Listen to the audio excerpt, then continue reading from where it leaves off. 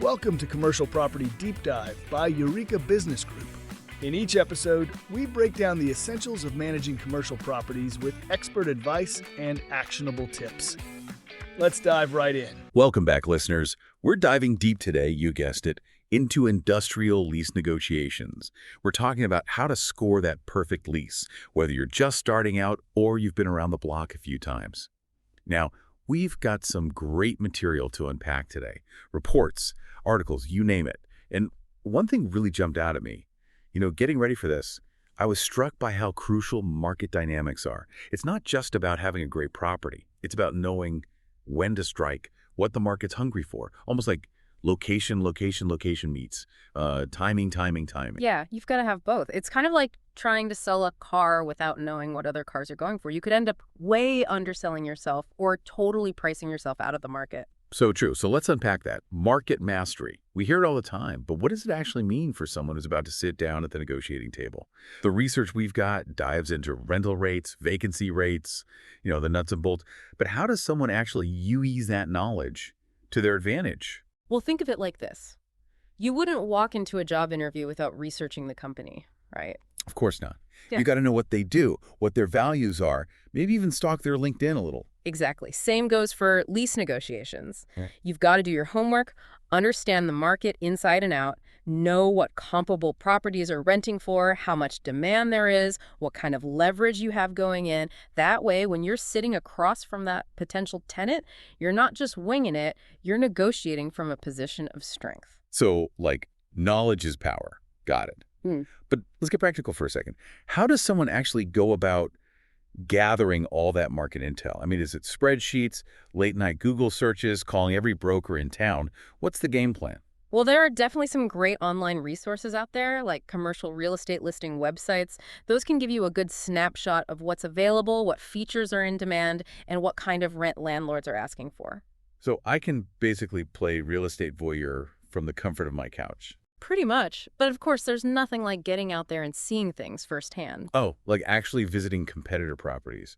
So I'm basically putting on my detective hat, doing some recon. Exactly. Check out their amenities, see how their location compares to yours. It can give you a real edge in negotiations. All right, so I'm armed with my market knowledge, my detective hat's on, and I'm ready to roll. But now I've got to showcase my property, right? Yeah. And I'm talking about those unique selling points, the stuff that makes a tenant drool.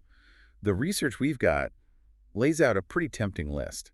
High ceilings, ample parking, top-notch security, prime location near highways and transportation hubs. I mean, those are some serious contenders.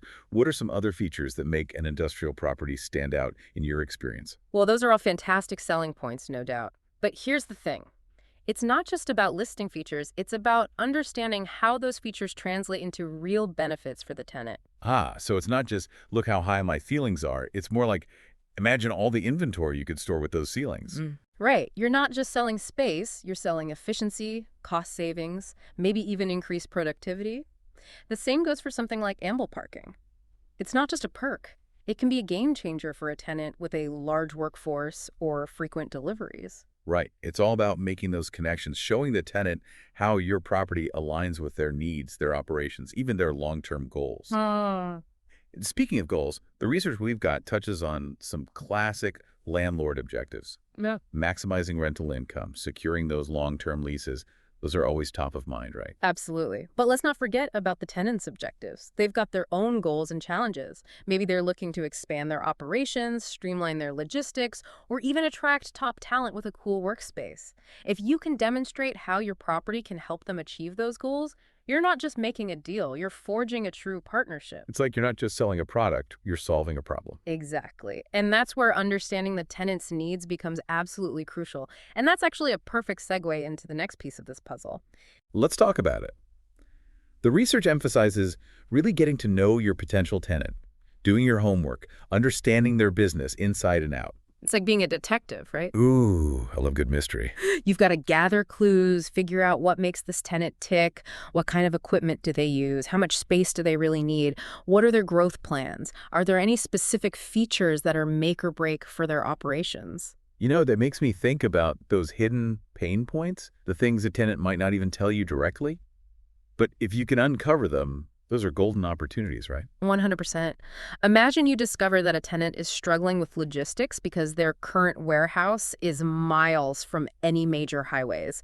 And guess what? Your property is right off the interstate. Boom. You've just solved a major problem for them. You're not just offering them space, you're offering them a solution. Okay, so I'm a market master, I'm a property selling pro, and now I'm a business detective too.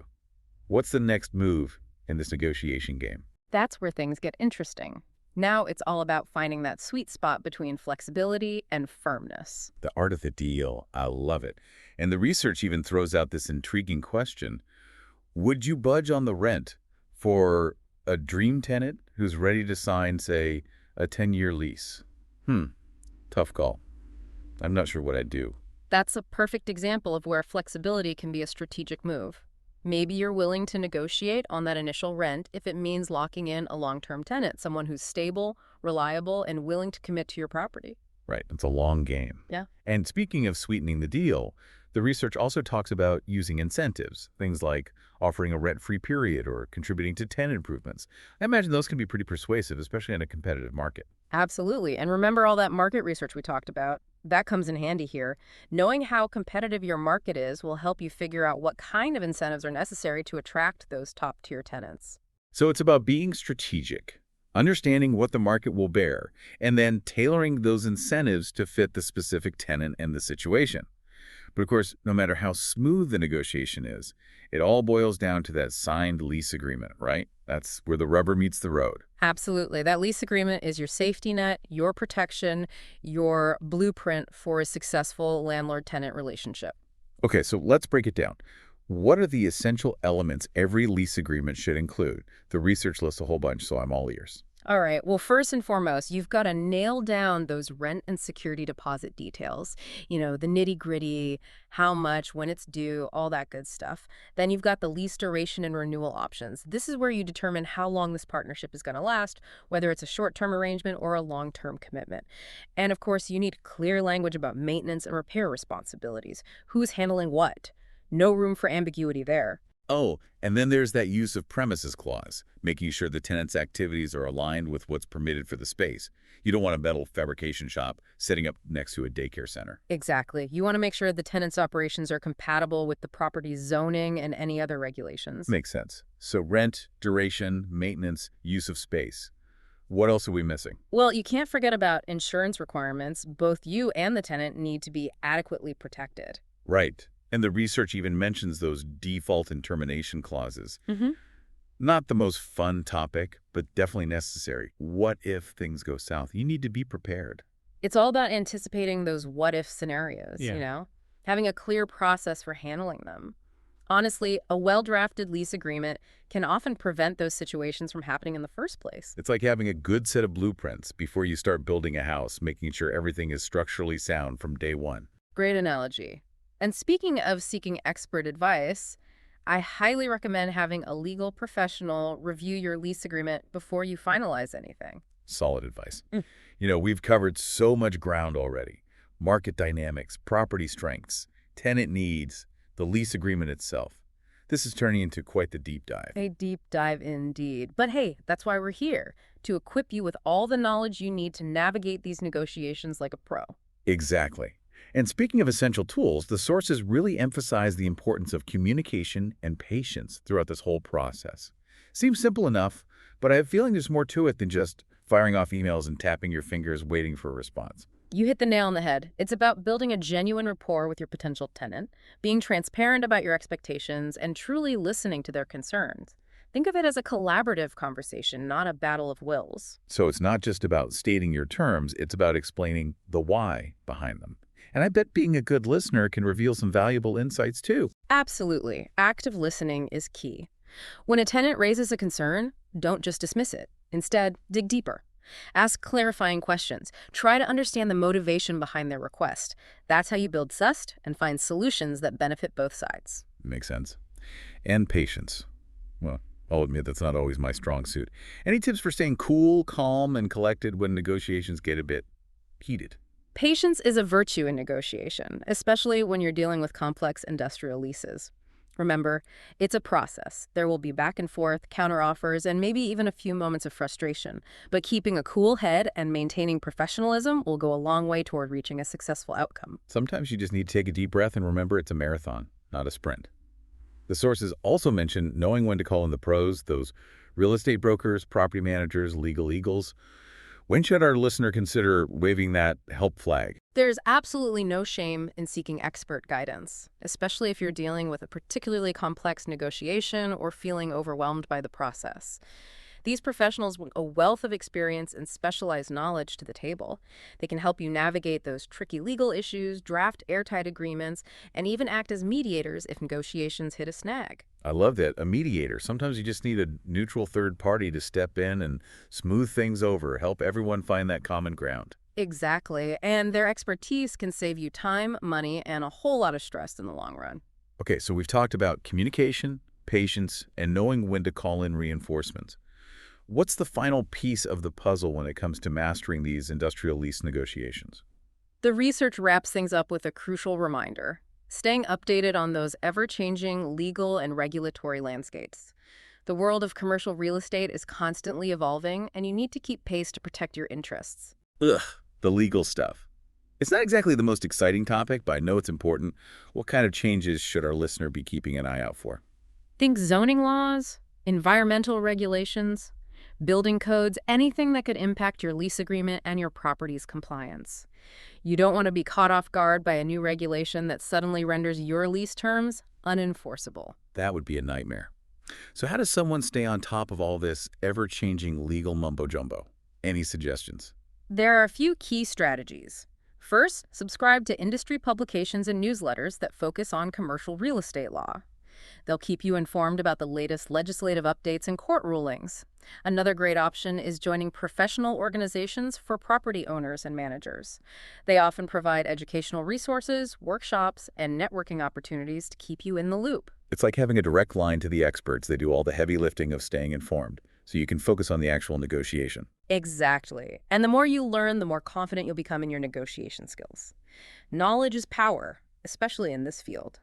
Speaking of learning, the sources highlight the importance of evaluating and learning from each negotiation. It's like a constant feedback loop. Yeah. You do the deal, you analyze what worked, what could be improved, and then you apply those lessons to the next one. It's all about cultivating a growth mindset. Don't be afraid to reflect on your experiences, both the successes and the challenges. Each negotiation is an opportunity to refine your strategies, sharpen your communication skills, and become a more effective negotiator. I love that continuous improvement. It's not about being perfect.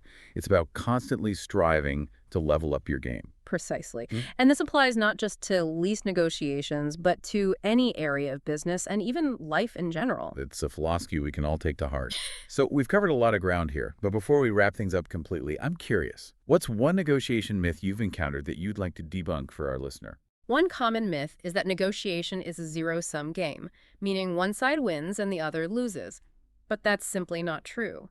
A truly successful negotiation is about finding a solution that benefits both parties, creating a win-win situation that sets the stage for a strong, long-term relationship. I love that. It takes the pressure off this idea of having to win at all costs. Instead, it's about finding that sweet spot where everyone feels good about the deal. Okay, I think we're ready to wrap up this deep dive, ready to move on to the grand finale. Let's do it. I think our listeners are ready to put all this knowledge into action. All right, we've reached the grand finale of our deep dive into industrial lease negotiations. I have to say, I'm feeling pretty empowered, even if I never thought I'd be this excited about legal agreements. That's the magic of knowledge. You've absorbed a ton of valuable insights, and now you're ready to tackle those negotiations with confidence. Absolutely. We've covered market mastery, how to showcase those unique selling points, the importance of understanding your potential tenants' needs, and even their unspoken pain points. We've even explored the ins and outs of the lease agreement itself. Plus, we've sharpened our communication skills, topped up our patience reserves, and we've got our expert hotline on speed dial. What could possibly go wrong? Hopefully nothing. But remember, even with the best preparation, every negotiation is unique. There will be unexpected twists and turns, unforeseen challenges, and times when you'll need to think on your feet and adapt. Ah, the thrill of the real-world deal. So as our listener gears up to step into the arena, what's the single most important piece of advice you can offer? Remember that a successful negotiation isn't about winning or losing. It's about finding a solution that benefits both parties and lays the foundation for a strong, long-term relationship. Keep that in mind, stay flexible, and don't be afraid to get creative. Great advice. And you know me, I love a good action item. What's one thing our listener can do right now to put all this newfound knowledge into practice? Here's a challenge for you. Before your next negotiation, take some time to visualize the ideal outcome. What does a win-win scenario look like for both you and the tenant? What are your non-negotiables? And what are you willing to compromise on? Having that clear vision will guide your decisions and help you stay focused on your goals. I love that, creating a mental roadmap for success. Well, there you have it, folks. A deep dive into the world of industrial lease negotiations, complete with expert insights, practical tips, and a healthy dose of enthusiasm. You're now armed and ready to negotiate like a pro. Go forth and conquer. And remember, the world of commercial real estate is constantly evolving. Make continuous learning a part of your journey. Stay curious, stay informed, and never stop honing your skills. Couldn't have said it better myself. Until next time, happy negotiating. A deep dive it is. But you know, that's why we're here, right? To give you all the tools you need to really crush these negotiations. To make you feel like a total lease negotiating rock star. And one thing that kept coming up in the research is communication and patience. Ugh, patience. Yeah, two of the most important tools in your arsenal, for sure. But I think a lot of people misunderstand what good communication and patience actually look like in a negotiation. Yeah, it's not just about sending emails back and forth or waiting for the other side to cave. Exactly. It's about building a real connection with that potential tenant, you know? Being upfront about what you're looking for in a deal and truly listening to their concerns, too. It's not a battle. It's more like a conversation. So it's not just about stating your terms. It's about explaining why those terms make sense, both for you and for them. And I bet being a good listener can also give you some valuable intel. Oh, absolutely. Active listening is key. When a tenant brings a concern, don't just brush it off. Dig a little deeper, ask some clarifying questions. Try to figure out what's behind that request. You might uncover some needs they haven't even articulated yet.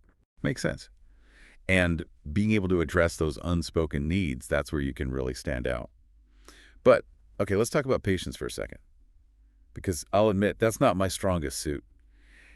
Any tips for, keeping my cool when those negotiations get a little heated?